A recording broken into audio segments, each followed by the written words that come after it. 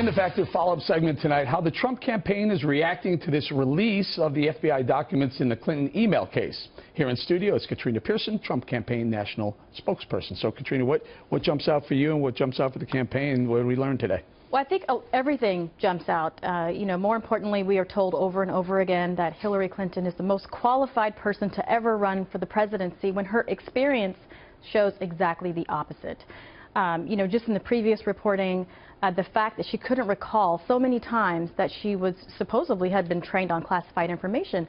And this is a woman who was First Lady, she was a two-term senator and Secretary of State, and she can't remember if she was trained on classified information. And I think more importantly, the C's marked on the emails. She didn't know that meant classified. In fact, she said that she thought they were alphabetical order, as if it were kindergarten. She's obviously been lying. She's going to continuously lie. And I think this is just another indicator of why Hillary Clinton is unfit to serve as president. Unfit. Unfit because she's lying? Unfit because you think there's a health issue? What is it? She's unfit because, A, she's lying. We know this. She lied under oath to Congress. And her experience. When we look at everything that she has done throughout her history in public office, frankly, we have 40 years. She's done absolutely nothing during that time. A lot of the policies she's talking about, she's wanting to implement as president, she didn't even do while she was senator. She didn't propose any of those bills and legislation.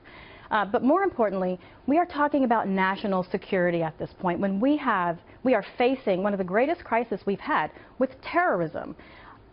National security is key in this election. In November, we have an opportunity to have someone like Donald Trump who wants to put Americans and American security first versus Hillary Clinton, which is the status quo. She used 13 devices and 5 iPads. She said she only used 1. We don't even know where some of these devices are. A couple of the troubling things that I was looking at, I asked the Clinton surrogate about, and he didn't seem to have a problem with it, but the FBI did find that, quote, hostile foreign actors somehow got access to her emails. Concerned? Absolutely concerned. We also know that her iCloud, there was an attempt to hack her iCloud. And the fact that she's lying about it is disturbing. And we know this because she says, and this is in the documents, that she deleted the emails because she didn't think she needed them anymore. When in fact we know now she deleted them after the New York Times article came out. And for someone who has spent so long in public office, she's never been exposed to the records retention responsibilities of someone who serves in public office. I mean, this is absurd. So what does the campaign do? Does the campaign stay on this? Oh, absolutely. The campaign is going to continue to draw that contrast of Donald Trump, a strong businessman who wants to give back to his country because he's been successful and wants to see other Americans be successful, wants to stop the status quo and the corruption. We have to get back to the basics. Donald Trump wants to do common sense governance. Number one, we have to protect American interests at home and abroad. Hillary Clinton has failed miserably. Donald called into the Factor last night, talked about his immigration plan. He said he was going to remove all the criminal aliens. They're gone, and then we're going to see what happens with the balance. What does that mean?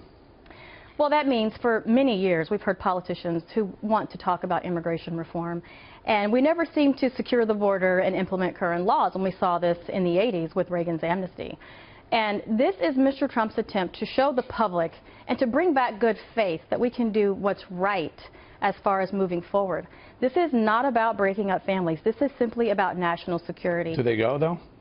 The illegals that are here? Oh, Mr. Trump, if you are illegal in this country, Mr. Trump says all illegals should leave the country. And if you want to be a citizen, you reapply. We have people right now paying $5,000 to $15,000 for attorneys and fees to be legal citizens of this country. It's not fair, and we have to get back to the basics. Okay, let's talk a little bit about, he's going to Detroit. You're going to travel to Detroit as well? Yes.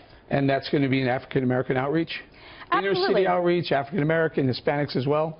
Oh, absolutely. This is something that Mr. Trump's been wanting to do for a very long time. And what's been underreported in the media are his meeting with the Black Chamber of Commerce during the primary, his meetings with the Black Pastors Organizations during the primaries.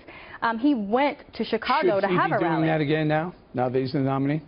Absolutely. He's going to continue to meet with all organizations. Mr. Trump has been running and working very hard. He's not out at the Hamptons doing a gazillion fundraisers. He's out there working on the weekend. That is a good point. All right, Katrina, thank you very much. I'll leave it right there.